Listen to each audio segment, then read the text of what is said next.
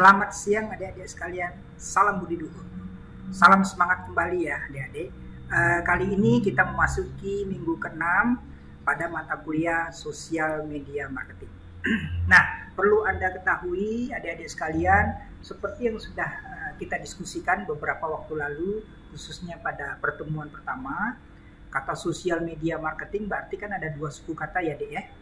Jadi Anda harus paham. Jadi dari kata sosial media dan marketing. Seperti kita ketahui yang paling inti di sini adalah marketing. Sosial media itu yang keduanya sebenarnya. Ini adalah merupakan suatu atribut baru sebenarnya bagi kalangan marketer dan kabar gembira juga. Karena ini suatu topik, suatu program tersendiri dan implementatif sifatnya guna untuk menciptakan efisiensi dan efektivitas kita, khususnya dalam dunia bisnis. Dan ini bukan bisnis konvensional, tapi juga bisnis yang sifatnya adalah digitalisasi karena menggunakan sistem komputerisasi dan internet. Nah, untuk apa ini kita pelajari? Nah, itu tadi apalah kita mampu untuk menguasai berbagai konsep yang ada, tapi implementasi penggunaan sosial media yang sebenarnya itu banyak ditemui di tengah-tengah kita, tapi tidak bisa kita kuasai dengan baik. Nah, untuk itu makanya di dalam mata kuliah Sosial Media Marketing kita dituntut untuk selalu kreatif, bahkan inovatif, serta terus mengembangkan, memperdalam wawasan kita yang luas dalam mempergunakan berbagai fitur-fitur terkini dan termodern dalam aplikasi di sosial media marketing. Jadi di sini ada dua suku kata, yaitu sosial media dan marketing. Marketing tentu sudah kita pahami bersama. Nah, sekarang sosial medianya. Seperti kita ketahui, sosial media itu berarti merupakan suatu wadah, suatu tempat, suatu wahana bagi kalangan penjual juga pembeli untuk bertemu dalam melakukan komitmen harga terhadap produk atau jasa yang ditawarkan atau diperkenalkan. Nah, kembali kita akan masuk ke dalam ruang lingkup ini. Seperti yang kita ketahui bersama, bahwasanya di dalam sosial media marketing itu ada 3 hal ruang lingkup utama yang harus kita ketahui sebelum kita masuk implementasinya ya adik-adik sekalian. Yang pertama adalah pada perkuliahan ke-6 ini adalah marketplace. Kemudian yang kedua adalah online shop dan yang ketiga e-commerce. Nah, sekarang jadi pertanyaan, apakah ketiga-tiganya ini adalah merupakan rupa yang sama? Sekilas iya, namun sebenarnya berbeda.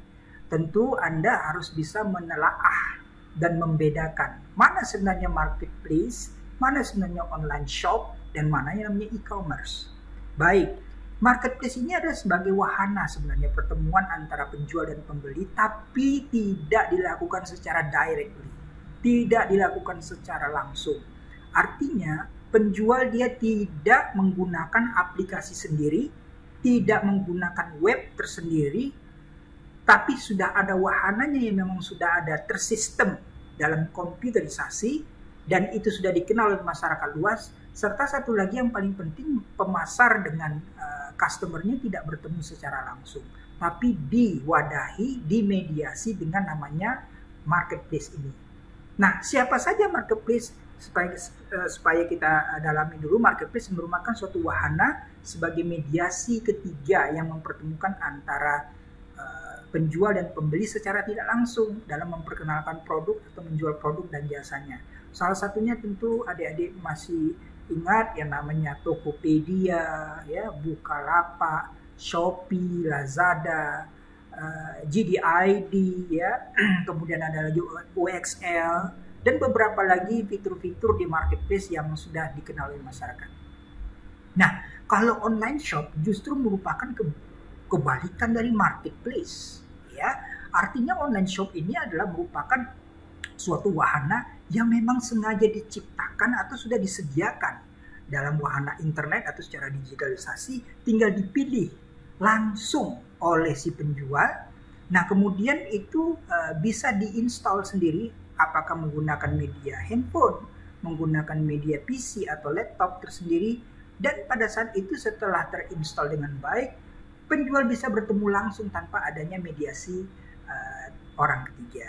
Ya, itu disebut online shop. Contohnya ya, misalnya Anda ingin menjual sebuah produk, tentunya Anda berpikir selain kita bisa menjual secara face to face, secara fisik, secara langsung kepada masyarakat sebagai customer, kita juga bisa menjualnya dengan secara online.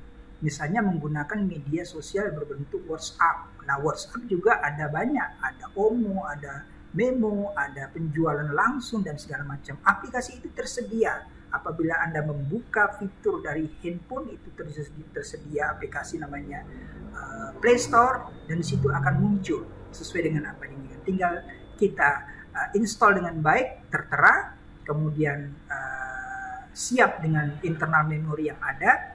Nah, pada saat itulah mulai kita men-setting atau katakanlah menentukan fitur-fitur yang bisa kita gunakan. Apakah fitur bagian advertisement, fitur bagian history, nanti bisa kita ceritakan lagi.